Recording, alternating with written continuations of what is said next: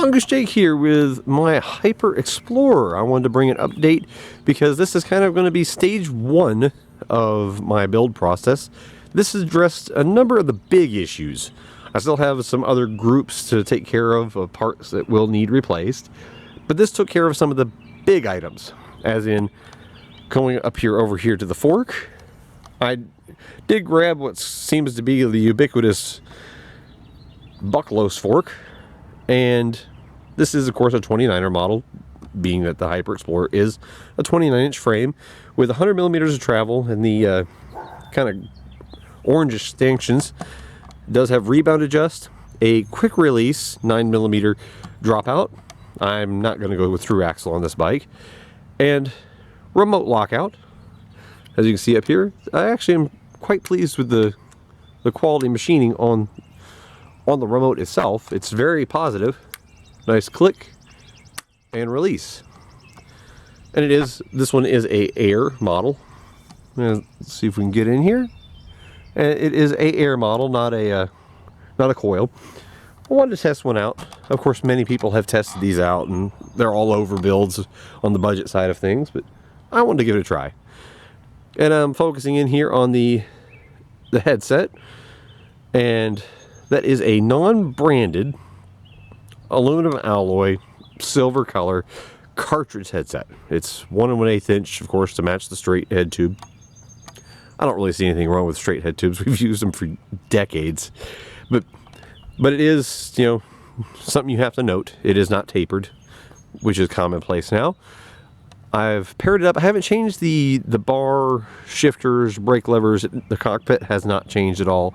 I just simply did, for now, until I do make my changes, I've got a pretty large stack of spacers, and that'll stay that way until I get my finalized, like, whatever stem I choose to use.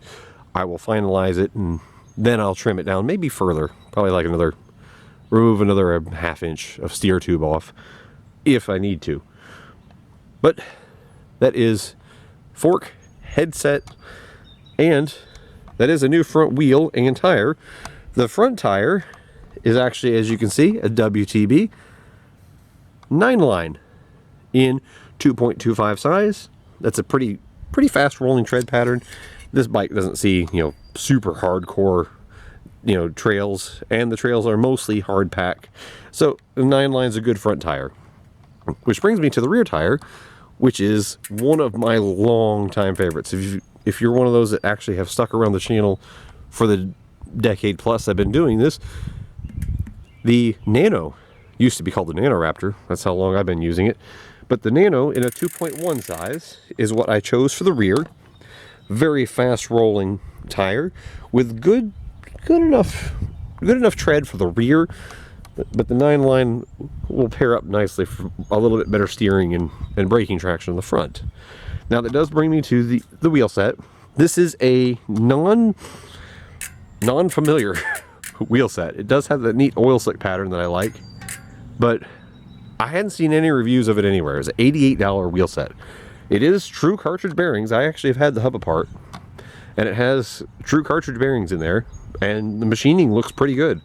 It is true dual wall as well, you know, no real shortcuts. It even came with spare nipples, spare spokes. Quite nice. And the skewers are shockingly good. I love the machining on this. It actually has flats. If you needed to remove it with a wrench, it does have them. Now, also, because of the upgrade of the wheels, I had to switch to a cassette. And the stock bike, of course, came with wheels that had a free wheel screwed on. The cassette slid on. This is a Bucklos. And I only went with a 36 tooth max. I don't need more than that. I am more of a power rider. And with the 32 tooth front, that is still the snafu crank. I am going to change that out in a future set. But this gives me more than enough range. It's similar enough to the stock that I already know. It's more than enough range for me.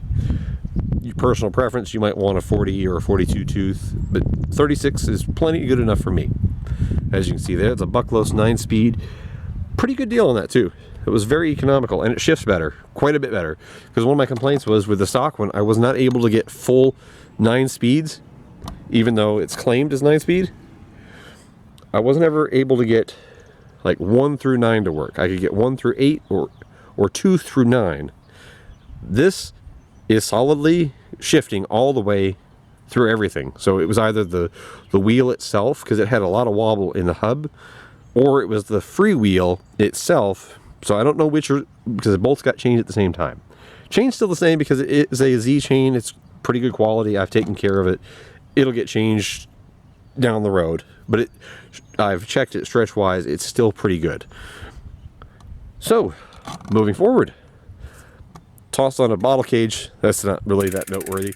But one thing I did change was I put some sealed bearing pedals on here. These are just called ESL NFF, or NF. I'll let you see that. ESL NF. They are sealed. It's got a little cartridge bearing in it.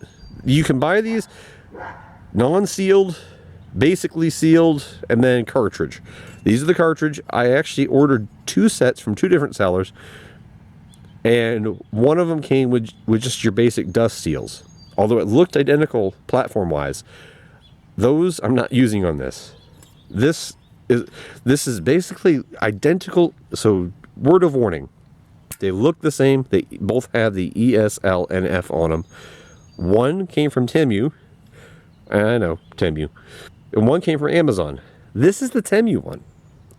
And these actually had cartridge bearings in them, which is crazy to me.